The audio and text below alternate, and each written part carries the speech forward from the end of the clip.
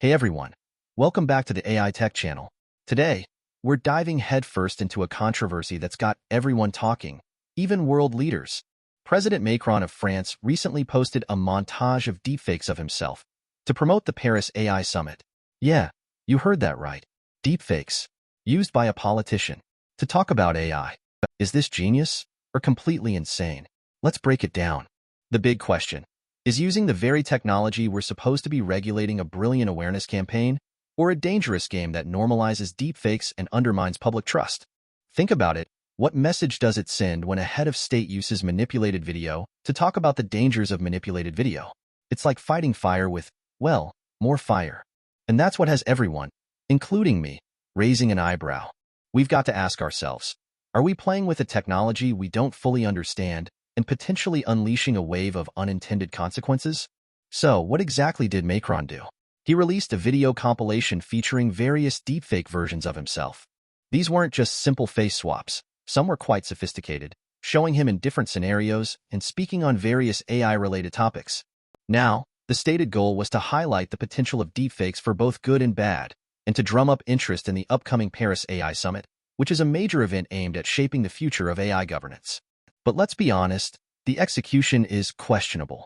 Some argue it's a clever way to grab attention in a crowded media landscape. Others see it as deeply irresponsible, potentially blurring the lines between reality and fiction and making it harder for the public to discern what's real and what's not.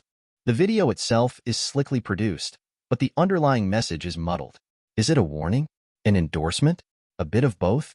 This ambiguity is precisely what makes it so controversial. It's not just about the technology.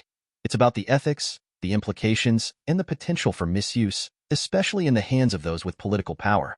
Now, let's talk about the butterfly effect in all of this. This isn't just about one video. This is about setting a precedent. What happens when other politicians, or even malicious actors, start using deepfakes more openly? What happens when the public becomes so desensitized to manipulated media that they stop questioning anything they see online? This is where the safety aspect comes in. AI safety isn't just about preventing robots from taking over the world. It's about protecting our information ecosystem, safeguarding our democratic processes, and ensuring that technology serves humanity, not the other way around. Macron's deepfake stunt, while perhaps well-intentioned, could inadvertently contribute to the erosion of trust and the spread of misinformation. The butterfly effect here could be a cascade of deepfake-related incidents that ultimately undermine public confidence in institutions and the media. Think of it like this. Every time a deepfake is used, especially by someone in a position of authority, it makes it a little bit harder to tell the difference between truth and fiction. And that's a dangerous path to go down. Let's be crystal clear about the risks involved here. Deepfakes are rapidly becoming more sophisticated and harder to detect. This means they can be used to spread disinformation, manipulate public opinion, and even damage reputations. Imagine a deepfake of a political candidate saying something outrageous just days before an election, or a deepfake of a CEO making false statements that tank a company's stock price. The possibilities for misuse are endless, and the consequences can be devastating. And it's not just about politics and finance. Deepfakes can also be used for personal attacks, harassment, and even extortion. The technology is becoming more accessible, meaning anyone with a computer and a little bit of know-how can create a convincing deepfake. This democratization of deepfake technology is both a blessing and a curse. It empowers individuals to express themselves creatively, but it also puts a powerful tool in the hands of those who would use it for malicious purposes. We need to be aware of these risks and take steps to mitigate them. This includes developing better detection tools, educating the public about deepfakes, and holding those who create and spread them accountable. Okay, let's try to understand Macron's perspective here. He's a smart guy, a savvy politician. He likely saw this as a bold move, a way to cut through the noise and get people talking about AI safety. He probably thought, hey, I'll use the very thing we're afraid of to show how powerful it is and why we need to regulate it. And maybe, just maybe, he was right. Maybe this stunt will actually raise awareness and lead to more meaningful discussions about AI governance. But here's the thing. Intentions don't always equal impact. Even if Macron's intentions were pure, the impact of his deepfake stunt could be negative. It could normalize deepfakes, undermine trust, and make it harder to combat misinformation. We have to judge actions based on their consequences, not just their intentions. And in this case, the potential consequences are significant. It's a risky gamble, and only time will tell if it pays off. But in the meantime, we need to be critical, skeptical, and informed about the deepfakes we see online, regardless of who created them. Let's be honest, the public's perception of deepfakes is already pretty murky.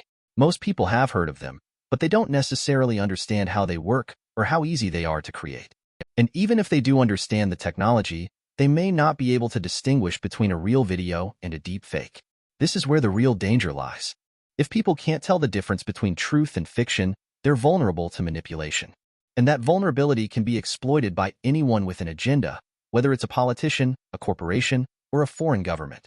We need to educate the public about deepfakes, teach them how to spot them, and empower them to be critical consumers of information. This isn't just about technology. It's about media literacy, critical thinking, and civic engagement. We need to equip people with the tools they need to navigate the increasingly complex and confusing information landscape.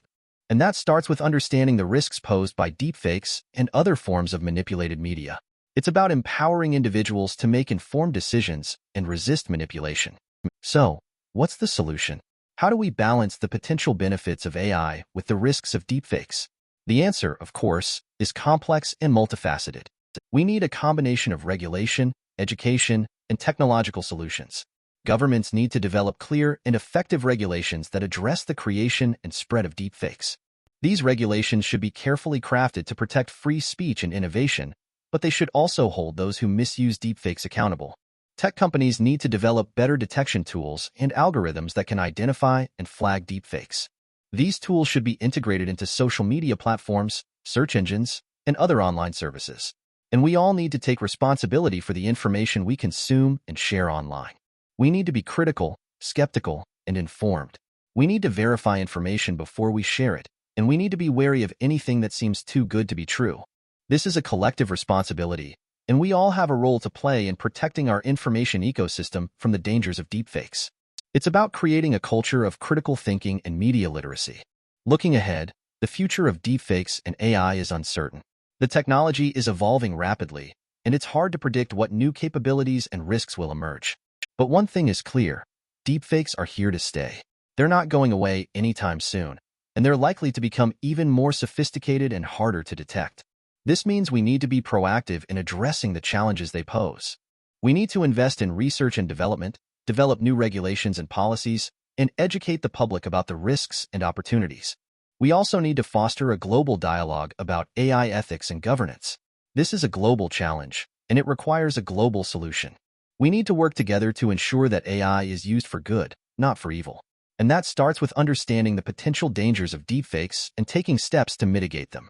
The future of AI depends on it, and the future of our society may depend on it as well. It's a race against time. Can we develop the tools and strategies to combat deepfakes before they cause irreparable harm? So, back to the original question. Was Macron's deepfake stunt a genius move or a dangerous gamble? The answer, I think, is somewhere in between. It was certainly a bold move, and it did get people talking about AI safety. But it also carried significant risks, and it could have unintended consequences. Ultimately, it will be up to history to judge whether it was a success or a failure.